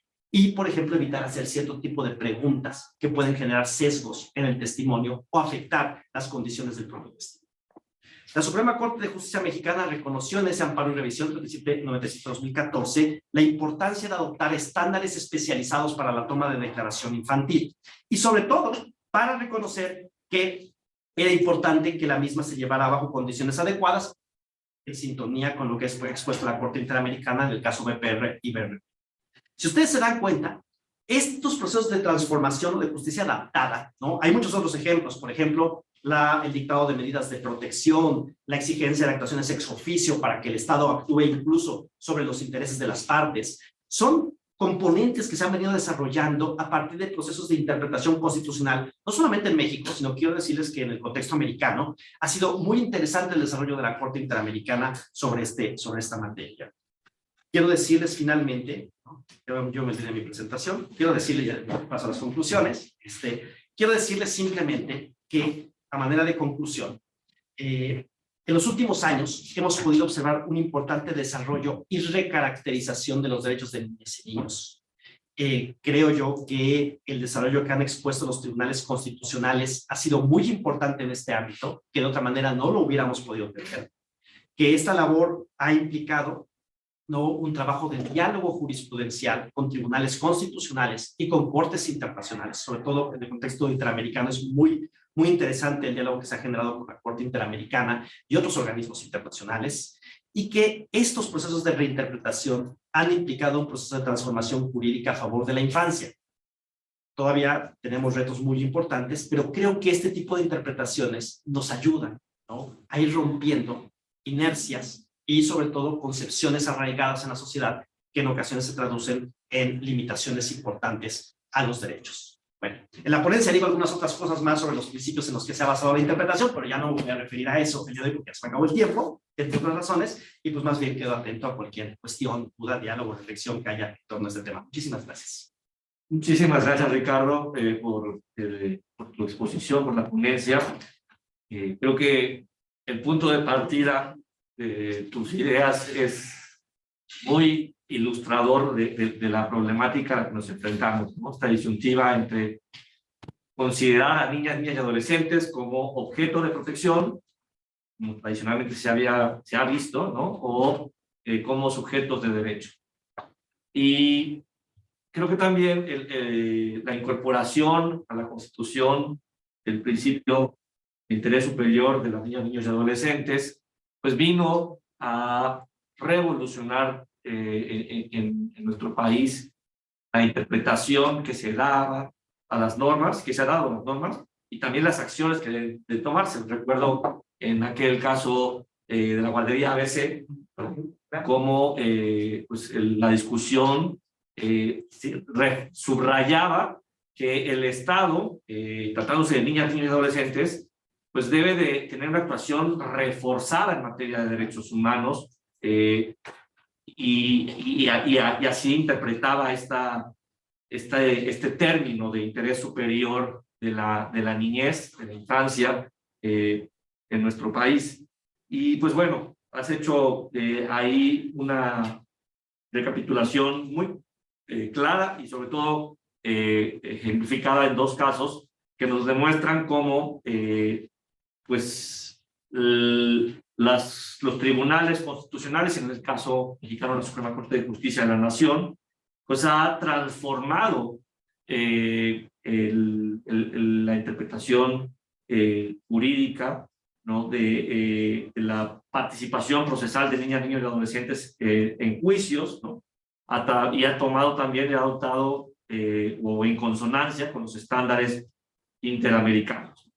Y esto me recuerda a una discusión que hemos tenido igual en otros espacios sobre cómo la reforma de 2011 obliga a pues, ver todo el derecho, tú hablas del derecho civil, pero podríamos hablar de todo el derecho general, con una perspectiva de derechos humanos y cómo el derecho civil, el derecho mercantil, el derecho penal, el derecho fiscal, en fin, todas las ramas del derecho deben de leerse bajo clave de derechos humanos.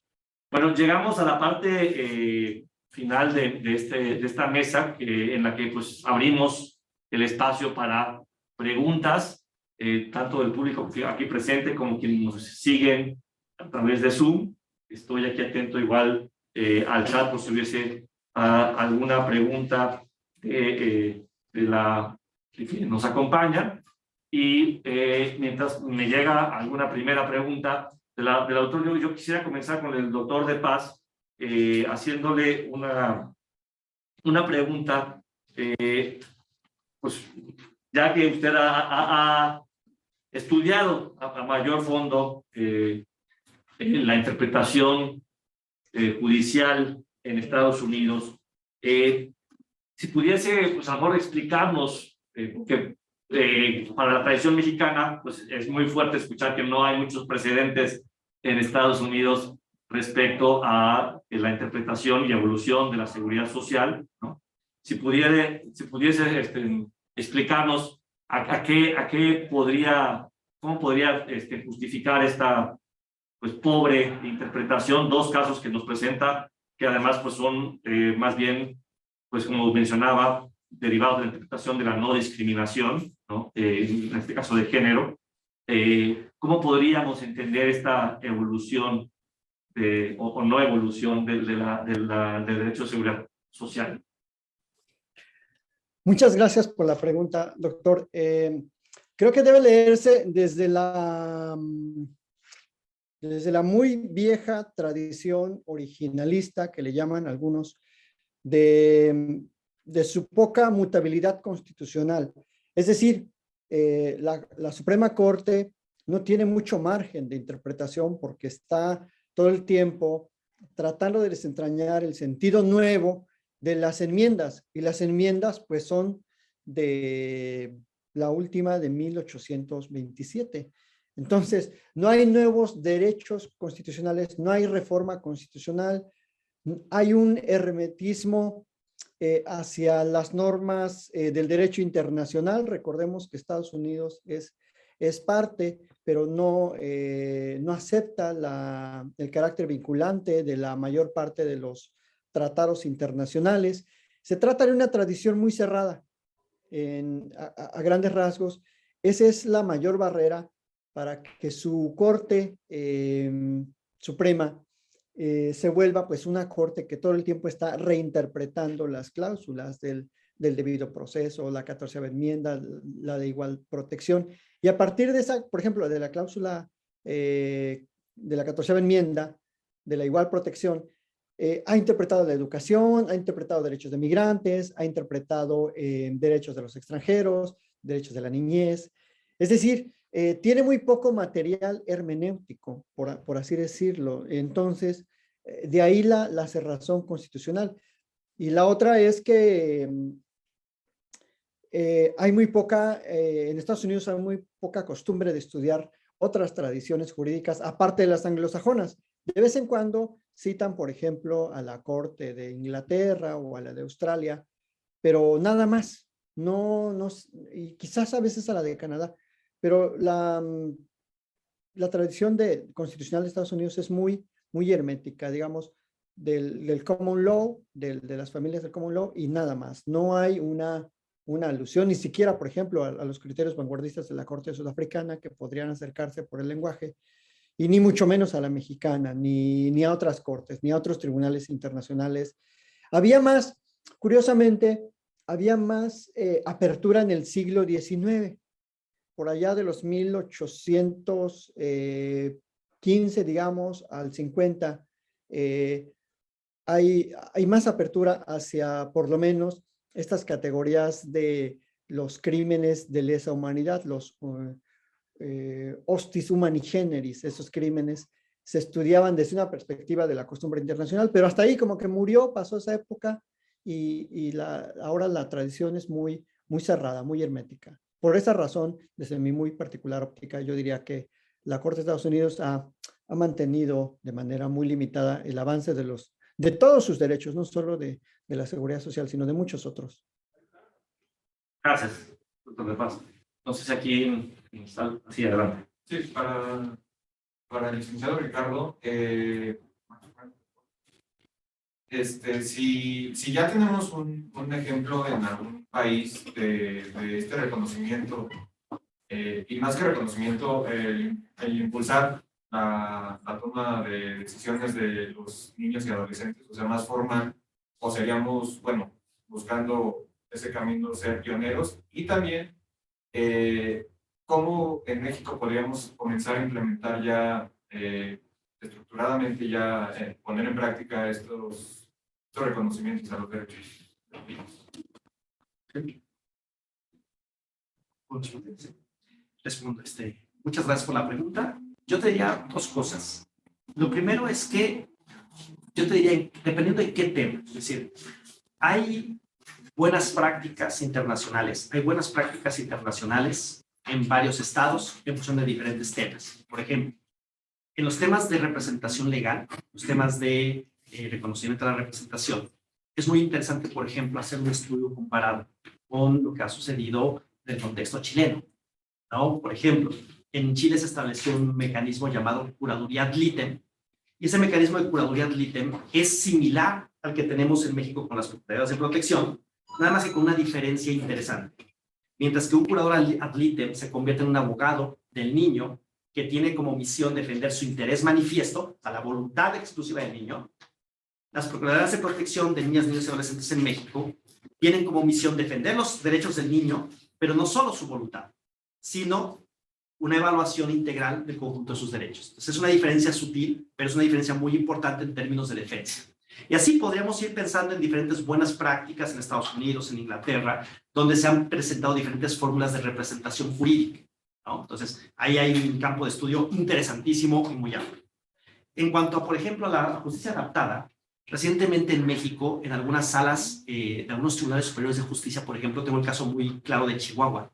Chihuahua tomó la decisión de crear un modelo llamado SAPCO, y ese modelo es muy interesante porque en el Tribunal Superior de Justicia se establecieron salas de juicios especializadas para la toma de declaración infantil. Entonces tú vas a la sala de juicios y puedes ver, por ejemplo, cómo junto a la sala de juicio oral hay una cámara de GESEL y hay una sala contigua en donde se puede tomar declaración a las niñas y los niños. Esas salas tienen mobiliario especializado, tienen sistemas de videograbación, y la idea es que en esas salas el juez de la causa pueda ver directamente la intervención del psicólogo o la psicóloga especializada, y que esa intervención pueda ser videograbada y vista en la audiencia de juicio.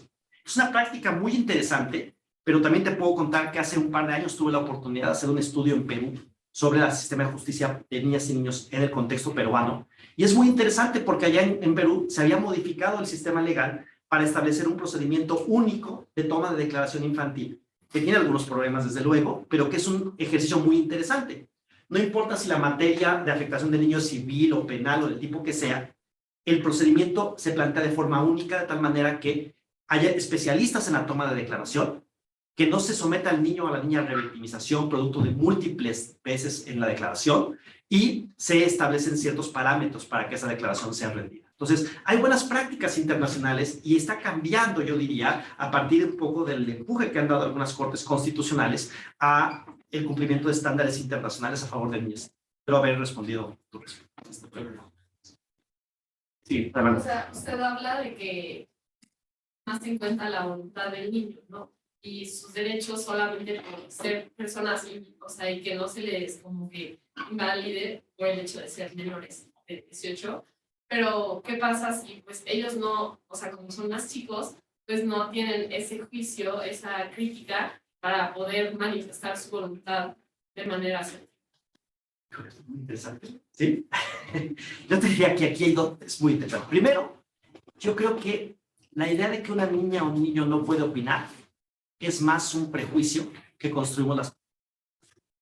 En segundo lugar, justo porque a veces no es fácil, ¿no?, comprender cuál es la voluntad de una niña o un niño, qué es lo que quiere, ¿no?, cómo lo quiere expresar.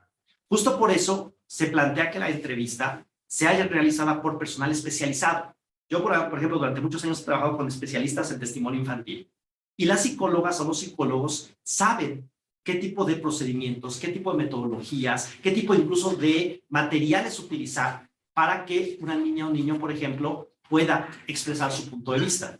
Pero esto particularmente es todavía más delicado cuando las niñas y los niños participan rindiendo su testimonio. Es decir, ¿qué es el testimonio?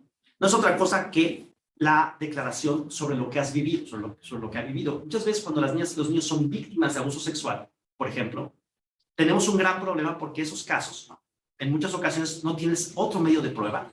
El único medio de prueba con el que cuentas es la declaración del niño. Y si es difícil comprender lo que quiere decir, pues entonces ya te imaginarás la importancia de que el testimonio sea recabado de manera adecuada y además se ha habido grabado para ulteriores diligencias judiciales. Entonces, yo te diría que, por supuesto que incluso es posible que un psicólogo o psicóloga especializado pueda intervenir y, por ejemplo, con niños muy pequeños, lograr extraer su declaración de tal manera que esa declaración sea útil en juicio y que pues muchas veces es el elemento con el que se puede castigar a quien fue responsable de alguna clase de violación a sus derechos. ¿Me explico? Pero es un poco también ir rompiendo con algunas ideas que tenemos sobre las circunstancias de las niñas y los niños. Muchas gracias, Ricardo. Me gustaría cerrar con una última pregunta que recibí para la doctora. Y pues retomando la pregunta y aprovechando mi rol de moderador, me gustaría replantearla para una pequeña reflexión desde el derecho comparado, doctora, y también pues retomando esta problemática que decía es dolorosa para muchos países, yo diría pues para la gran mayoría de los países del mundo, y pues que nos plantea también cuestiones de filosofía política y de visión del Estado. Y aquí la pregunta sería, doctora, tomando en cuenta esas determinaciones del Tribunal Europeo y del Tribunal Constitucional Español, ¿cuáles serían las mejores prácticas en esta acogida a migrantes para hablar de una ampliación de derechos de las personas migrantes?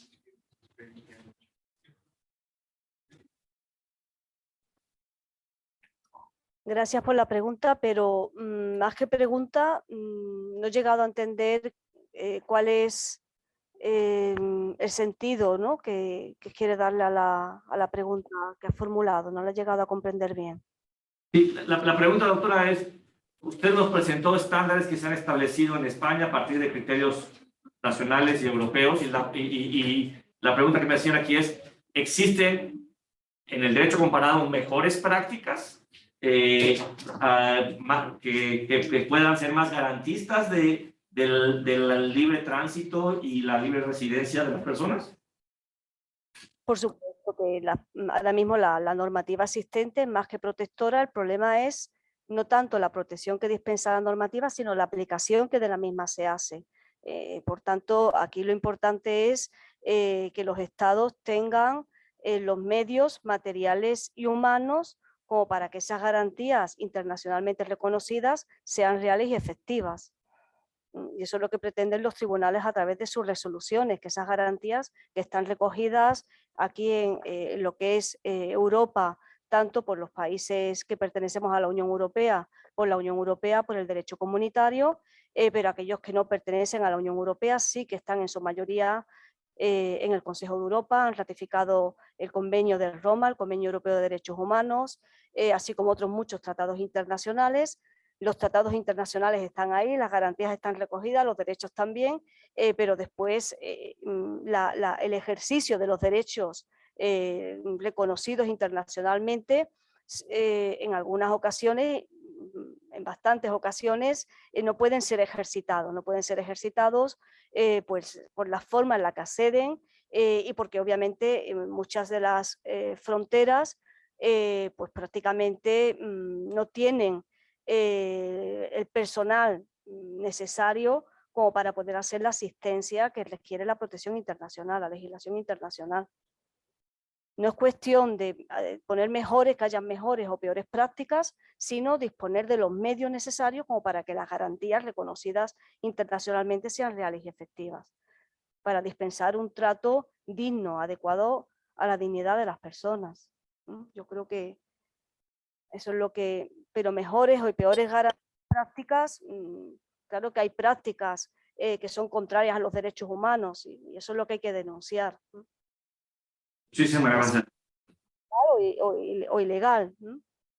Aunque intenten traspasar las fronteras ilegalmente y el Estado tiene un derecho soberano a proteger las fronteras, igualmente tampoco hay un derecho que esté reconocido internacionalmente a entrar en un país al margen de los procedimientos legalmente establecidos. No hay un derecho a entrar ilegalmente, pero eso no justifica como para que la tramitación correspondiente de la legislación de esos estados en defensa de sus fronteras sea contraria a los derechos reconocidos, a los derechos humanos. Creo que con Muchas eso gracias. he dado por respondida la pregunta. Perfecto. Muy bien, muchísimas gracias a nuestros dos ponentes, a nuestra ponente, por sus participaciones, por sus exposiciones y las respuestas a las preguntas. Creo que esta mesa pues fortalece el objetivo de la red de articular una estructura que fomente el estudio, la investigación y acciones que puedan consolidar y fortalecer las relaciones entre instituciones iberoamericanas del mundo del derecho. Muchísimas gracias al doctor López Ulloa de la Universidad de Cádiz, doctor Ortega, doctor Figueroa de la Universidad Americana, y pues cerraríamos la mesa leyendo las constancias para nuestra y nuestros ponentes. Bueno, como primera constancia, Ciudad de México, 27 de abril del 2012, tenemos el honor de otorgarle la constancia al doctor José Pablo Abreu Sacramento por su moderación en la cuarta mesa en el tercer Congreso Internacional de la Red Iberoamericana de Estudios Jurídicos 1812, ampliación de derechos por los tribunales constitucionales y las Cortes Supremas, que se celebró el 6 y 27 de abril de 2022. Muchas gracias.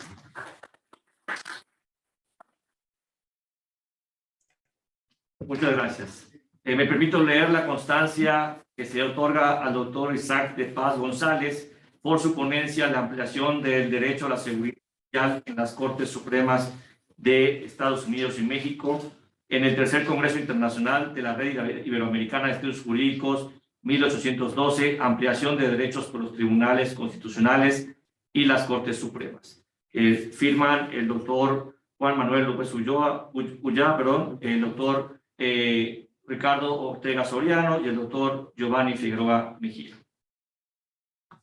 También entregamos una constancia a la doctora Emilia Girón Reguera por su ponencia El derecho a no ser rechazado en fronteras sin garantías en Ceuta y Melilla en la jurisprudencia constitucional dentro de este tercer Congreso Internacional de la Red Iberoamericana de Estudios Jurídicos 1812. Y finalmente otorgamos la constancia al doctor Ricardo Alberto Ortega Soriano por su ponencia a la expansión de los derechos de niñas, niños y adolescentes en México a partir de la mirada judicial en este tercer Congreso Internacional de la Red Iberoamericana de Estudios Jurídicos de 1812.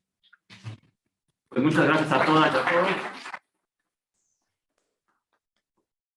Y pues nos mantenemos aquí para con la última mesa del día de hoy. Muchas gracias.